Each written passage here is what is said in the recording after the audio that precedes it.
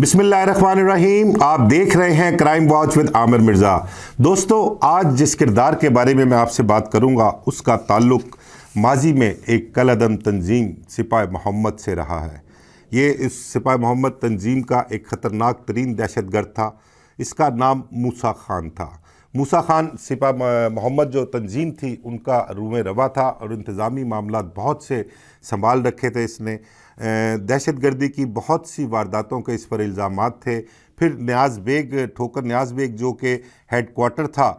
मरकज़ था सिपाही मोहम्मद का, वहाँ पर जब ऑपरेशन होता है और उस ऑपरेशन की लीड का इल्ज़ाम जो है वो सारा इस पे मूसा खान पे था। और ये बताया जाता है कि वहाँ पर जितनी भी इंस्ट्रक्शन थी पुलिस पार्टी पर, जितने भी अटैक थे वो इसकी सरपरस्ती में पुलिस वालों पर किए गए थे। इसके अलावा मूसा खान पर एक और इल्ज़ाम भी था, वो बड़ा संगीन इल्ज़ाम था। वो था इस्लामाबाद में मुरीद अब्बास, एक सिपाही मोहम्मद के लीडर गुज़रे हैं, जिनके मुतल्लक ये कहा जाता है कि मुरीद अब्बास और ग़ुलाम रज़ा नकवी जो सिपाही मोहम्मद की जिन्होंने बुनियाद रखी थी, इन दोनों साहिबान ने जो है वो सिपाही मोहम्मद के ये रूए रवा भी थे और इन्होंने बुनियाद भी रखी थी। मुरीद अब्बास का जो मर्डर इस्लामाबाद में होता है उसका भी इल्ज़ाम जो है वो मूसा खान पर लगाया जाता था, क्योंकि इनके आपसी कुछ मामला डिस्टर्ब थे, तंजीमी तौर पर कुछ ख़राबी थी मामलात की, जिसकी वजह से इनका इख्तलाफ काफ़ी था। और इसी दौरान मुरीद अब्बास का इस्लामाबाद में कत्ल होता है। कत्ल के जो हालात होते हैं कि किसी जानने वाले ने उनको मर्डर किया, उनको कोई बंदा घर मिलने के लिए आया, उसको अंदर घर में बिठाया गया और फिर वही शख्स जो है इनको मर्डर करके मुरीद अब्बास को वहाँ से फ़रार हो गया। तो वो उसके मुतल्लिक इल्ज़ाम ये था कि मूसा खान जो था वो उस कत्ल में शामिल है। उसके बाद मूसा खान गिरफ़्तार भी हुआ। उसकी गिरफ़्तारी बड़े ही ड्रामाई अंदाज में हुई, वो सारी चीज़ें मैं आपके साथ शेयर करूँगा। और फिर इसकी गिरफ़्तारी और इसके सर की कीमत जो रखी गई थी वो, प्लस इसकी गिरफ़्तारी के बाद कौन कौन से पुलिस अफसरान जो थे जिन्हें 1 स्टेप प्रमोशन मिली, जिन्हें तरक्की दी गई, और फिर उसके बाद मूसा खान जेल जाने के बाद रिहा होकर आया और उसके बाद कहाँ चला गया, इस हवाले से मैं सारी चीज़ें जो हैं वो आपके साथ डिस्कस करूँगा। तो सिपाही मोहम्मद से ताल्लुक़ था इसका मूसा खान का। न्याज़ बेग ठोकर में इनका हेड क्वार्टर था, वहीं पर ये रहा करता था और इनकी वहाँ पर एक अपनी रियासत हुआ करती थी और उस रियासत में ये बादशाह हुआ करते थे। अंदर किसी को जाने की इजाज़त नहीं होती थी, ख़ासकर जो इनका स्पेसिफ़िक जो इनका हसास एरिया होता था वहाँ पर इनको जाने की इजाज़त नहीं हुआ करती थी। और अंदर जो न्याज़ बेग गाँव के अंदर जो कोई घर थे, कुछ उन घरों को मोर्चे के तौर पर इस्तेमाल किया जाता था, बल्कि यहाँ तक कि वहाँ पर रॉकेट लॉन्चर जो थे वो भी नस्ब किए रखे थे उन्होंने। और जब ऑपरेशन हुआ था तो उस ऑपरेशन के दौरान पुलिस पर रॉकेट लॉन्चर भी बरसाए गए थे, फायरिंग भी हुई थी और पुलिस को फेस सेविंग दी गई।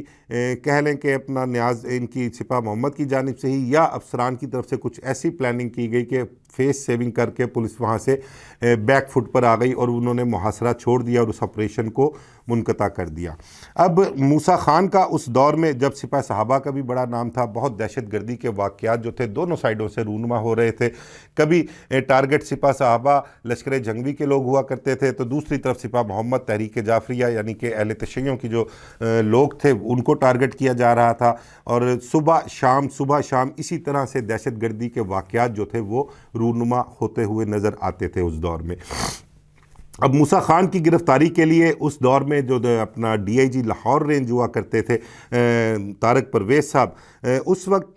जो था लाहौर में सिर्फ एक SSP हुआ करते थे। SSP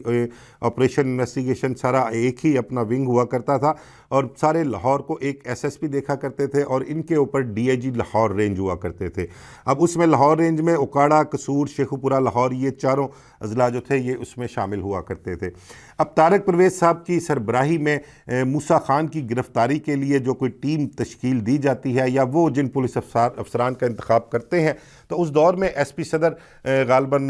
जावेद शाह हुआ करते थे और उनके जो लोअर सबॉर्डिनेट थे उसमें एक इंस्पेक्टर उमर विरक हुआ करते थे। और उमर विरक की जो टीम में लोग हुआ करते थे उसमें बशीर न्याजी, इंतखाब शाह, फयाज़, उमर रशीद भट्ट, राना शाहिद, अख्तर, ये सब लोग जो थे ना उमर विरक की टीम में हुआ करते थे। तो इन लोगों ने कई हफ्तों की मेहनत की मूसा खान को पकड़ने के लिए। न्याज़ बेग में कई दफ़ा भेस बदल कर जाना पड़ा इन्हें और ये ख़ासकर बशीर न्याजी और इंतखाब शाह एक अपना अज़हर साकिब थे थानेदार, वो भी इनके साथ हुआ करते थे। उमर रशीद भट्ट हो गए, अख्तर एक TSI हुआ करता था, फ़याज़ सब इंस्पेक्टर हुआ करता था, राना शाहिद जो था वो अपना ASI थे गालबन शायद उस दौर में। तो ये सब टीम होती थी और इनको मुख्तलिफ जो है ना टारगेट दिए गए थे। अब इंतखाब शाह और फ़याज़ जो सब इंस्पेक्टर हुआ करते थे, ये इनका काम हुआ करता था कि इन्होंने मोटरसाइकिल यामा लेनी, किसी की यामा लेके इन्होंने आहिस्ता आहिस्ता रिम के अंदर न्याज बेग में चले जाना। ऐसे ही एक अनजान से बन के कोई एड्रेस पूछ लेना या अंदर से घूम फिर के आना। इन्होंने तमाम तर उस न्याज बेग का अंदर नक्शा बनाना, कहाँ कहाँ पर लोग मौजूद होते थे, ये उस चीज़ को नज़र में रखते थे। और मुसल्ला जो असलह बरदार लोग थे वो कहाँ होते थे, किन किन छतों पर जो है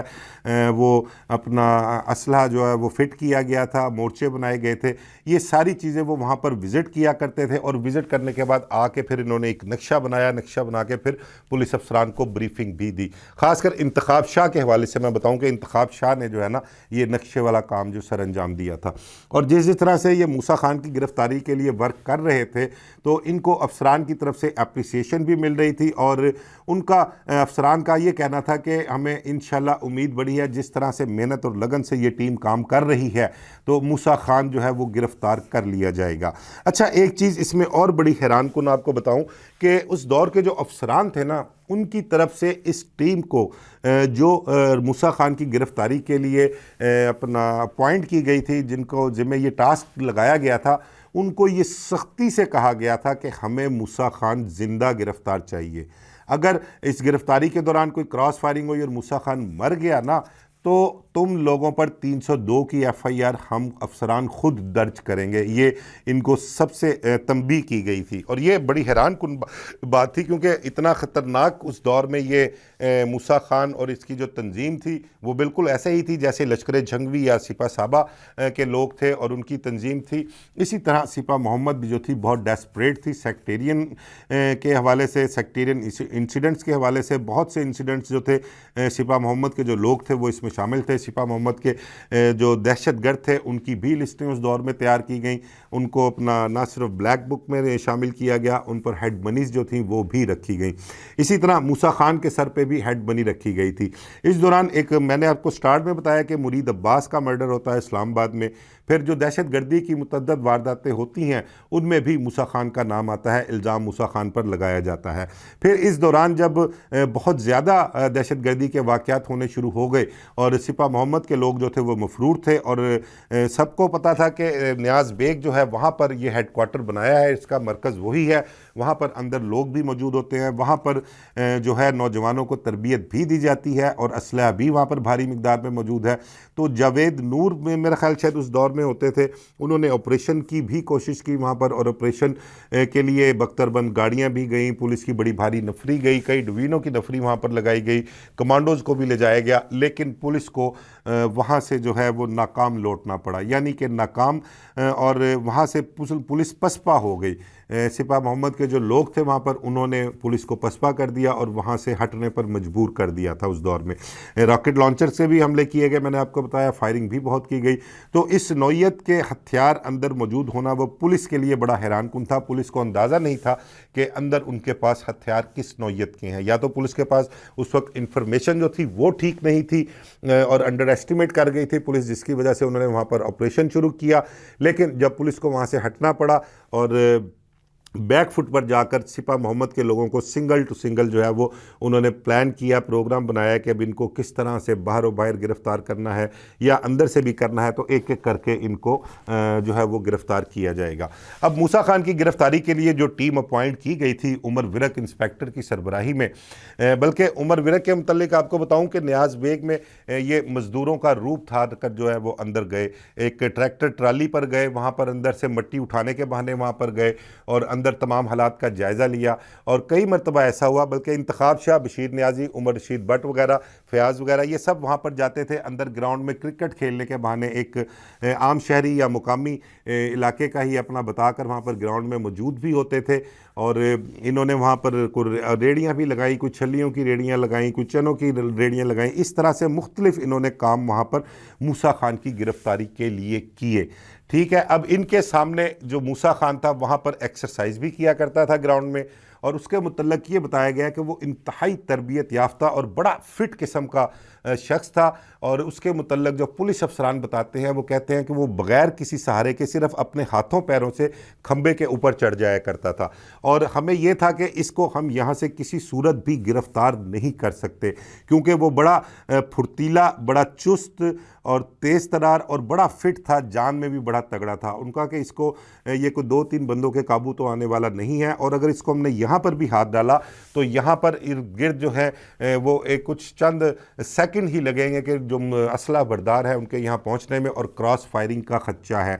और जानी इंसानी जानें जो हैं वो भी ज़ाया हो सकती हैं। लेकिन ये पुलिस की टीम जो थी वो उसके पीछे लगी रही, उसके दर पे रही, और कई हफ्तों की मेहनत के बाद फिर एक वक्त ऐसा आता है कि इंतखाब शाह और बशीर नियाज़ी जो हैं ये वहाँ पर इसके करीब मौजूद होते हैं, जबकि इसके इर्द गिर्द जो बाकी टीम होती है उन्होंने इनको कवर दिया होता है। तो ये करते क्या हैं कि उसको एकदम कहते हैं कि ये एक ना उल्टा लेट के साइकिल भी चलाया करता था, साइकिल पे ना लेट के साइकिल चलाया करता था ये मूसा खान जो था। तो इसी दौरान बशीर नियाज़ी ने और इंतखाब शाह ने उसको काबू किया, और उसके काबू आने की जो असल वजह सामने आई थी ना, वो उस टाइम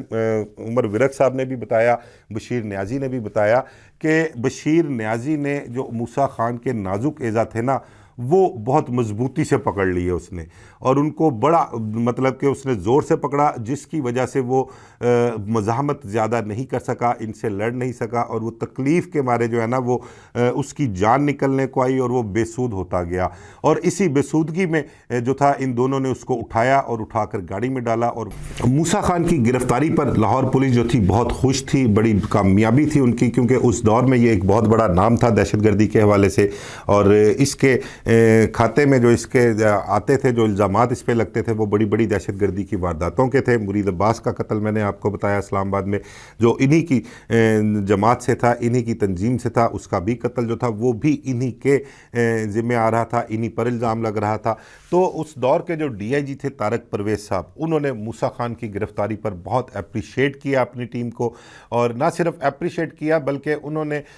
जो उसको सराहा इस सारे अमल को, जो कई हफ्तों की मेहनत थी, किस तरह से इस टीम ने जो है वो अपना वहाँ पर काम किया, और भेस बदल बदल के, कभी मजदूरी के भेस में, कभी किसी फेरीबाजी के में, कभी क्रिकेट खेलने वहाँ पर जाकर, तो मतलब से जाके जिस तरह से उन्होंने वहाँ पर काम किया इस टारगेट के लिए, वो बहुत ही अप्रिशिएट था अपना पुलिस एहलकारों के लिए। और इस बारे में तारक परवेज़ जो थे DIG, उन्होंने पुलिस को बड़ा अप्रिशिएट किया। और फिर इसकी गिरफ्तारी पर उन्होंने एक प्रेस कॉन्फ्रेंस का इनेकाद किया, और उस प्रेस कॉन्फ्रेंस में फिर इसको मूसा खान के मुतल्लक तमाम तर जो इल्ज़ामात थे, जो FIRs थी जिनमें इल्ज़ाम लगते थे, वो सब पेश की, उनकी डिटेल्स बताई। और फिर वहाँ पर उसी प्रेस कॉन्फ्रेंस में जब मुझे याद है कि ये एक बड़ा काम था, और इस काम के हवाले से हम सारे क्राइम रिपोर्टर वहाँ पर मौजूद थे उस प्रेस कॉन्फ्रेंस में। तो प्रेस कॉन्फ्रेंस के बाद जब चाय वाय पी रहे थे वहाँ पर, तो उस दौरान तवाज़े के दौरान हमारे एक दोस्त हैं आरिफ हुसैन, आजकल अब्रॉड में हैं, तो उनको ये पुलिस एहलकार जो थे ना, ये जितने भी थे अपना, जिन्होंने ये टीम के लोग जो थे जिन्होंने गिरफ़्तार किया था मूसा खान को, वो बार बार उनको इशारे किया करते थे कि DIG साहब से बात करें, उनको बताएं, उनकी तवज्जो इस तरफ दिलाएं कि ये काम बड़ा है और इसमें इनाम या कोई चीज़ ऐसी मिलनी चाहिए इस टीम को। तो आरिफ हुसैन ने जो था ना DIG तारक परवेज़ को वहाँ पर मजाक में खड़े खड़े उन्होंने कहा, तारक साहब जी टीम जिन्होंने मूसा खान फड़िया इन्होंने कोई प्रमोशन दो, इन्होंने वास्ते कोई ऐलान करो, जो नहीं करोगे तो अगे तो किसी ने फिर मूसा खान नहीं जे फड़ना, क्योंकि इन्हों की बड़ी मेहनत थी, जिस तरीके नाल फड़िया तुसीं भी इस चीज़ को एक्नॉलेज करते पे हो और मानते हो कि वाकई यह बहुत अच्छा और बड़ा बड़ा काम है। तो फिर उसके बाद तारक परवेज़ साहब ने जो था ना, इसके बाद